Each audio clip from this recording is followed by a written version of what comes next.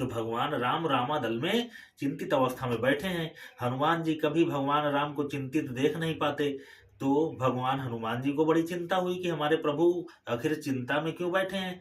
तो हनुमान जी ने पूछा कि प्रभु आपके इस चिंता का कारण क्या है। भगवान राम ने कहा, हनुमान, इस चिंता का मूल कारण यह है कि हम सीता के लिए यहाँ लंका में चढ़ाई करके आए और युद्ध कर रहे हैं, लेकिन रावण ने जो निशाचरों को अब युद्ध में भेजा है तो वो अमर हैं और वो युद्ध में मरेंगे नहीं। और वो मरेंगे नहीं तो हम युद्ध जीतेंगे कैसे, और युद्ध जीतेंगे नहीं तो सीता को प्राप्त करेंगे।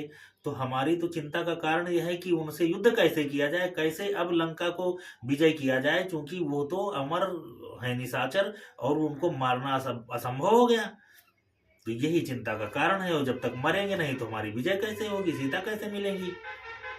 हनुमान जी ने कहा कि प्रभु, आपका सेवक अभी है और आप अपने सेवक के रहते हुए आप चिंता क्यों करते हो।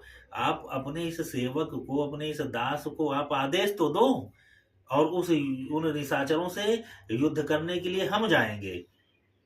भगवान राम ने कहा कि हनुमान, तुम कैसे करोगे, और जब वो अमर हैं तो उनसे युद्ध करके तुमको हासिल भी क्या होगा, वो मरेंगे ही नहीं।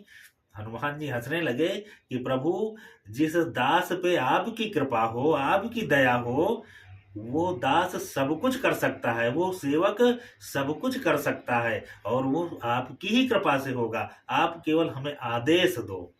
भगवान राम मुस्कुराए और कहा, हनुमान जाओ और तुम इन निशाचरों को ठिकाने लगाओ। हनुमान जी गए और उन निशाचरों से युद्ध होने लगा।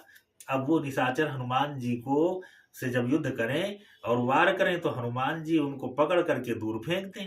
अब चूंकि वो मर सकते नहीं हैं तो पकड़ करके दूर फेंक दें। वो बार बार आए और इनसे लड़ें। तो हनुमान जी ने कहा कि देखो, तुम सारे लोग एक साथ हमसे युद्ध करो, तब तो हमारा कुछ कर सकते हो, और तुम आधे आते हो आधे बाहर रहते हो, कुछ इधर कुछ उधर, इस तरीके से नहीं बनता है और तुम कुछ कर भी नहीं पाओगे। तो तुम इकट्ठे हमसे युद्ध करो तो शायद हमारा कुछ कर पाओ, नहीं हम इसी तरीके तुमको उठा उठा करके फेंकते रहेंगे। वो सारे निशाचर हनुमान जी के शरीर में जाकर के लिपट गए। लूम लपेटी आकाश निहारी के हेरी हठी हनुमान चलायो, और सूख गिगात चले न भुजात परे भ्रम बात न भूतल आयो।